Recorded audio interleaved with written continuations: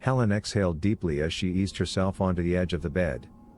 Each motion, slow and deliberate, seemed to echo in her body like a chorus of protests.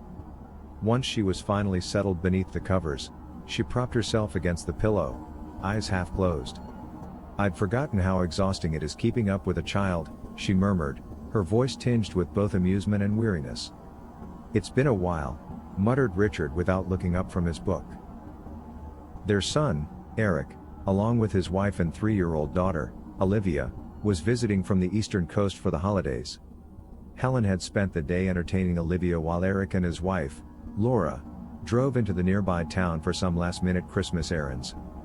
Though Helen loved having her family close, the day had left her physically drained. Living in a remote part of the countryside had its charms, but proximity to conveniences wasn't one of them. The nearest town, quaint but sparse, was a 40-minute drive, and for anything substantial, a trip to the city, 2 hours away, was necessary. Eric and Laura had decided to make a day of it, leaving Helen to oversee Olivia's afternoon adventures.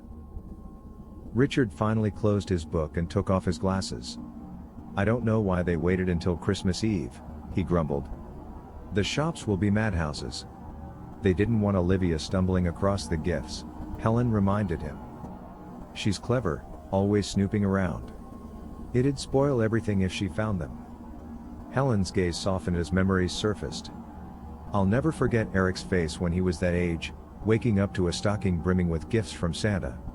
He was so luminous." Richard smirked, squeezing her hand.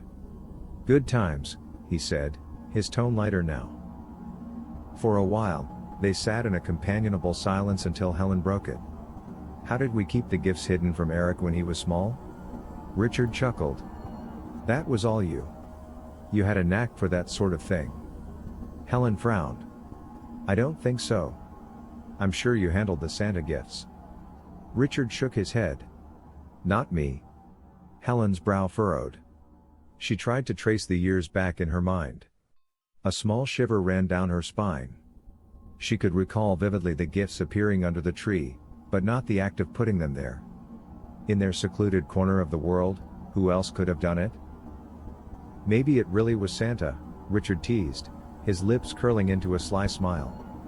"Don't start," Helen snapped, a sharp edge to her voice. "I'm not in the mood." Richard chuckled, but Helen felt a knot tightening in her chest. When he rolled over and drifted off, his gentle snores filling the room, she found herself wide awake. She padded out to the living room, her slippers silent on the hardwood floors. For a moment, she hesitated, then opened the door to the guest room where Olivia was sleeping. Moonlight spilled through the curtains, illuminating the little girl's peaceful form. Helen smiled despite herself, her heart swelling with love. She closed the door softly and made her way to the couch. Turning on the small lamp by her side, she settled into her usual spot. The Christmas tree stood nearby, its warm lights casting a soft glow. Beneath it lay a stack of brightly wrapped gifts and Olivia's empty stocking, ready to be filled. Helen's eyes lingered on it. Her thoughts drifted back to her childhood home. The memories felt fragmented, like pieces of an old puzzle. She remembered her parents, the simplicity of life, and the games she played. But there was something else, something she hadn't thought about in years. As if summoned from the depths of her mind, a name slipped from her lips. "Mr. Witters." Helen froze. The name stirred something deep within her, something both familiar and unsettling. Mr. Witters. How long had it been since she'd last thought of him? Her imaginary friend. Or so she had believed. The memory came flooding back with startling clarity. As a lonely child, she had spent hours in her room, talking to Mr. Witters. He had a round, cheerful face that seemed to hover just above the floor, and his long, spindly limbs would sway as he moved.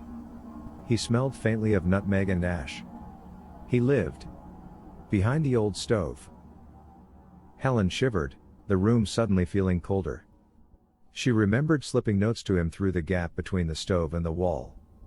The notes were scribbles, childish nonsense, but they had meaning to her. And sometimes, in return, she'd find small gifts, a polished stone, a feather, or a tiny carved figure. She had assumed, as she grew older, that her parents were behind it. Yet, now, sitting in the quiet living room with the tree lights twinkling, Helen felt a creeping unease. Her parents had never acknowledged Mr. Withers. Her mother, practical to the core, would have disapproved of her playing near the stove. And her father? A sound broke her thoughts. A soft rustling, like fabric brushing against the floorboards, came from the direction of the kitchen. Helen's breath hitched. Slowly, she turned her head toward the darkened room. The air felt thick, pressing against her skin. She rose from the couch, her knees trembling, and stepped toward the kitchen. As she entered, she noticed the faintest trace of a smell, spiced and smoky, like the lingering scent of burned cinnamon. Her eyes moved to the old wood stove, untouched for years. The gap behind it seemed impossibly dark. Helen's chest tightened as she whispered, "Mr. Withers?"